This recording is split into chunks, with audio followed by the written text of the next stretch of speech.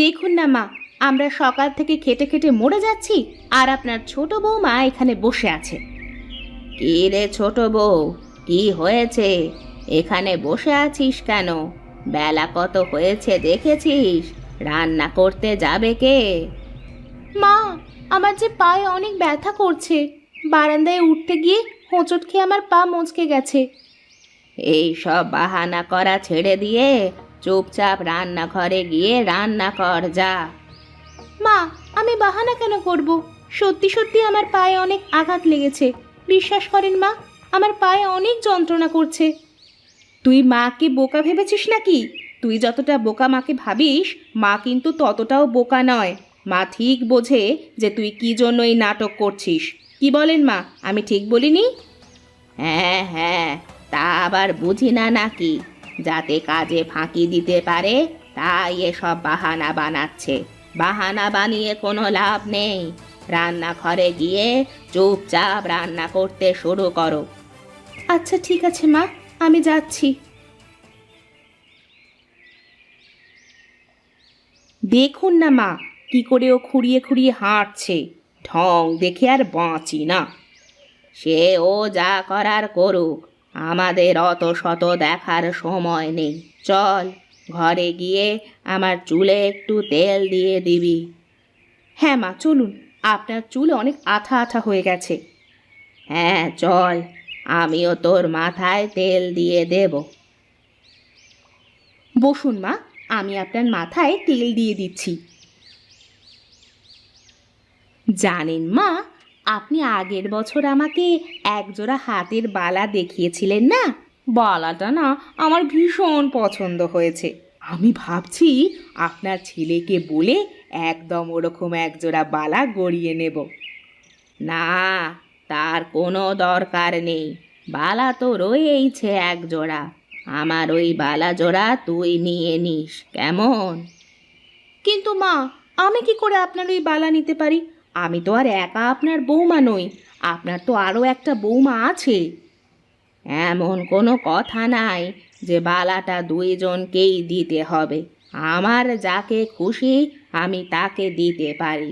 আর আমি ঠিক করেছি এই বালা জোড়া তোকেই দেব। ও তুই কোনো চিন্তা করিস না। আপনার ছেলে যে মা ভক্ত, আপনার অনুমতি ছাড়া তো আমাকে একটা সিটি গোল্ডের চেনও পর্যন্ত কিনতে দেবে না, সেখানে কিনা সোনার বালা। আমি তো শুধু আপনার সোনার বালা হাতানোর জন্যই এই কথাটা বললাম। হয়েছে হয়েছে, এখন আয় দেখি আমি তোর চুলে তেল দিয়ে দিই। কি গরম রে বাবা, এত গরমের মধ্যে বসে কি করে রান্না করব? যাই, রান্না তো শেষ হয়ে গেছে, এখন সবাইকে ডেকে এনে খেতে দিয়ে দিই।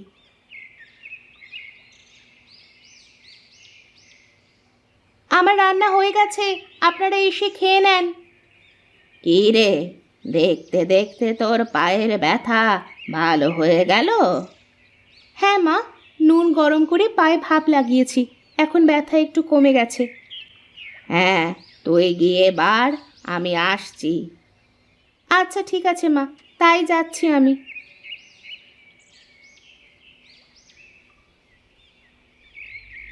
ছে ছে ছে, এই খাবার কি মুখে তোলা যায় নাকি? খাবারে এত নুন কেন রে পোড়ামুখী? তোর বাপ কি জন্মের সময় তোর মুখে নুন দিয়েছিল নাকি?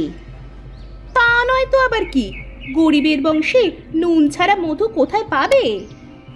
দিদি, তুমি আমার বড়, আমি তোমাকে অনেক সম্মান করি, কিন্তু আমার বাবা মাকে নিয়ে কথা বললে সে সম্মান আর তুমি পাবে না। কি, তোর এত বড় সাহস? তুই আমার মুখে মুখে কথা বলিস? আর মা, আপনি এসব কিভাবে সহ্য করছেন বলেন তো? আপনার সামনে কি করে আমাকে এত কথা শোনাতে পারে ও? আমি আর থাকবো না এই বাড়িতে, এই আমি চললাম।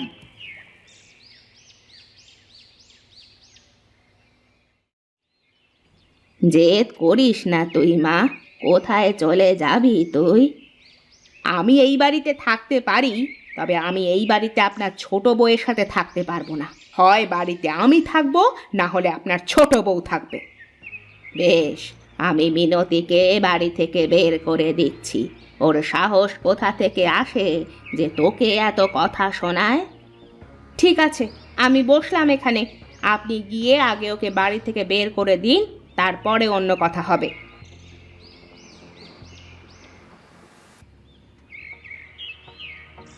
আমি তোকে পরিষ্কার করে বলে দিচ্ছি, আজকে থেকে এই বাড়িতে তোর আর কোনো জায়গা নেই। তুই বের হয়ে যা, বের হয়ে যা এই বাড়ি থেকে। এই বাড়িতে আর কোনো দিন ফিরে আসবি না। আমি জানতাম মা, আমার সাথে এমন কিছুই হবে। ঠিক আছে, আপনারা ভালো থাকুন, আমি আর আসবো না আপনাদের সামনে। হে বিধাতা, তুমি আমাকে কোন বিপদে ফেললে? আমি তো কারো কোনো ক্ষতি করিনি, তবে আমার সাথে কেন সব সময় এমন হতে থাকে?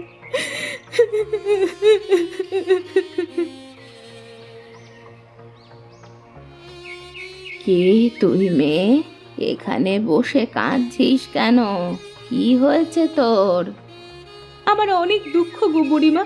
আমার শাশুড়ি মা আমাকে বাড়ি থেকে তাড়িয়ে দিয়েছেন। সে আমাকে একদম দেখতে পারেন না। আহারে, তোর শাশুড়ি বড় বদ কপালে। এত সুন্দর সোনার টুকরো মেয়েকে কি কেউ বাড়ি থেকে বের করে দেয়? আমি তো এখানে কিছুই চিনি না, তুমি আমাকে একটু আশ্রয় দেবে গো বুড়িমা? আমার কেউ নেই, আমি এক কুঁড়ে ঘরে একা একা বাস করি। আমার কোনো কিছুর কোনো অভাব নাই, শুধু একটা জিনিসেরই অভাব, সেটা হলো নিজের একটা আপন মানুষ। তুই আমার সাথে থাক, আজকে থেকে তোকে আমি আমার মেয়ের মতো করে দেখব। আমারও তো মা নেই, তাহলে আজকে থেকে তুমি আমার মা? হ্যাঁ, এখন বাড়িতে চল।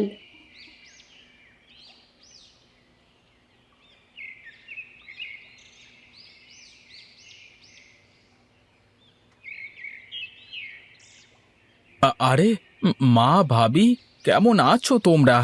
দেখো আমি এসেছি। আরে বাবা গোপাল, তুই হঠাৎ করে না বলে চলে এসেছিস যে? আয় আয়, ঘরে আয়। হ্যাঁ মা, মিনতি কোথায়? মিনতিকে কোথাও দেখছি না যে।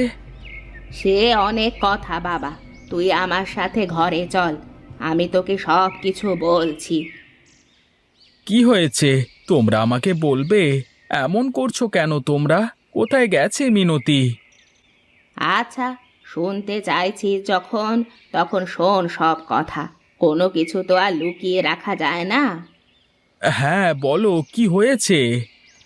তোর অহংকারী বউ নিজে তো কোনো কাজ পারে না, তাই বিমলার কাজ দেখে হিংসা করত।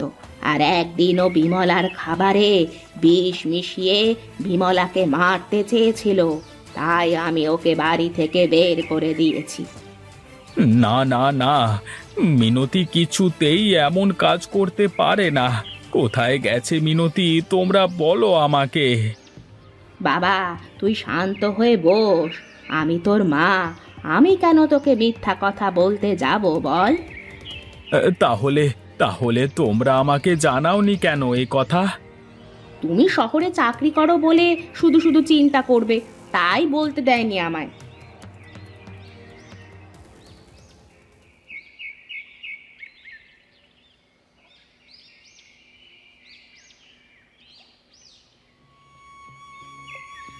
এখন আমি কোথায় খুঁজবো আমার মিনতিকে?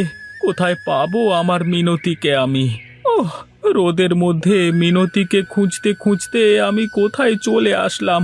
আমার আশেপাশে তো শুধু জঙ্গল আর জঙ্গল।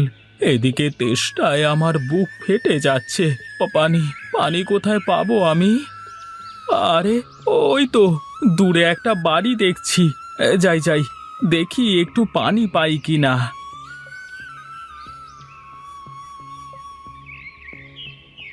কে তুই বাছা? এখানে কি চাস তুই? বুড়িমা, যদি আমাকে এক গ্লাস পানি দিতেন তবে বড়ই উপকার হতো আমার। মিনতি, মিনতি, এক গ্লাস পানি নিয়ে আয় তো দেখি। মিনতি, তুমি এখানে কি করো? আমি তোমাকে সারা দুনিয়া খুঁজে বেড়াচ্ছি, আর তুমি এখানে? আর কেনই বা তুমি বিমলা ভাবির খাবারে বিষ মেশাতে গেছো? তুমিও তোমার মায়ের মতন আমাকে একটুও বিশ্বাস করো না। আমার কাউকে দরকার নেই, চলে যাও, চলে যাও এখান থেকে। আমার কাউকে চাই না। তাহলে আমাকে বলো কি হয়েছিল তোমার? শুনলে কি তুই আর বুঝবি নাকি? আমি তোকে দেখাচ্ছি, তুই আয় আমার সাথে।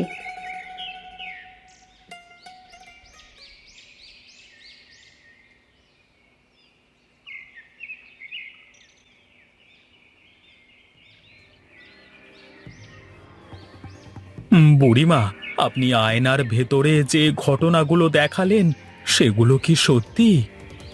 হ্যাঁ সত্যি, এই আয়না সাধারণ কোনো আয়না নয়। এই আয়নায় মানুষের সব অতীত দেখা যায়। আমি ভাবতেও পারিনি আমার মা এমন কিছু করতে পারবে। আমাকে তুমি মাফ করে দাও। আমি তোমাকে মাফ করে দিতে পারি, কিন্তু আমি তোমার সাথে ওই বাড়িতে কিছুতেই যেতে পারবো না। তাহলে আমরা কোথায় থাকবো? তোরা আজ থেকে আমার মেয়ে জামাই হয়ে থাকবি আমার বাড়িতে।